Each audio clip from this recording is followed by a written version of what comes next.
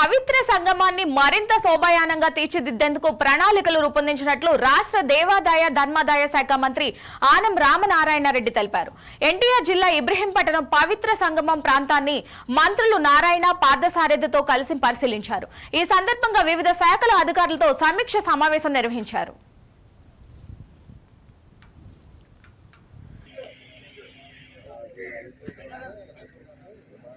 తన జన్మను సార్థకం చేసుకోవడానికి జగన్మాత కోసం తపస్సు చేశారు. దీన్ని ఎక్కడన్నా యాంకరింగ్ చేస్తారా?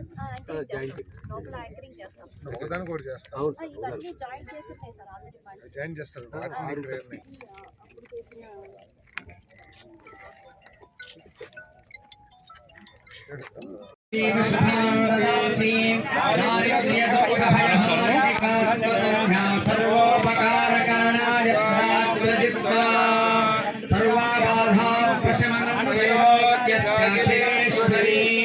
పర్యాటక రంగంగా చేపట్టాల్సిన పనులు ఇవన్నీ మా యొక్క సబ్ కమిటీలో పర్యాటక శాఖ మంత్రి గారు కూడా ఉన్నారు.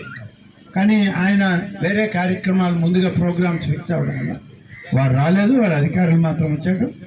అధికారులతో కూడా మళ్ళీ మంత్రి గారిని కూడా పెట్టుకొని ఈ చుట్టుపక్కల ప్రాంతాలు ముఖ్యంగా కృష్ణా, ఎన్టీఆర్ జిల్లా, గుంటూరు జిల్లా ఇవన్నీ కూడా పర్యాటక రంగంగా ఏవేమి అభివృద్ధి చేయబోతున్నాం, మా ప్రయారిటీస్ ఏందనేది మంత్రి గారి ద్వారా మళ్ళీ సమాచారాన్ని మీకు అందించడం జరుగుతుంది. భవనాలు ఒక ఇక్కడే కాదు, అనేక రకాల భవనాలు, అనేక రకాల పర్యాటక కేంద్రాలను ఈ రాష్ట్రంలో మరీ ముఖ్యంగా కోస్తా తీర ప్రాంతం అంతా కట్టాం.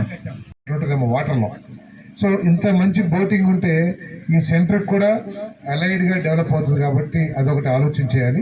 దాంతోపాటు ఎదురుగుండా ఉన్న లంకలు ఏదైతే ఉన్నాయో నాకు తెలిసి కొంతమంది పేద రైతులకి అసైన్మెంట్ ఇచ్చుంటారేమో, వారందరినీ కూడా ఒప్పించి దాన్ని కూడా మళ్ళీ కొంచెం లెవెల్ పెంచి దాన్ని కూడా అక్కడ ఏదైనా డెవలప్ చేస్తే టూరిస్ట్ ప్లేస్గా, ఎందుకంటే విజయవాడకి అమరావతికి సాయంత్రానికి కానీ లేకపోతే హాలిడేస్కి కానీ వీకెండ్కి కానీ ప్రజలకి ఎక్కడ ఆహ్లాదకరమైన వాతావరణంలో ఒక వీకెండ్స్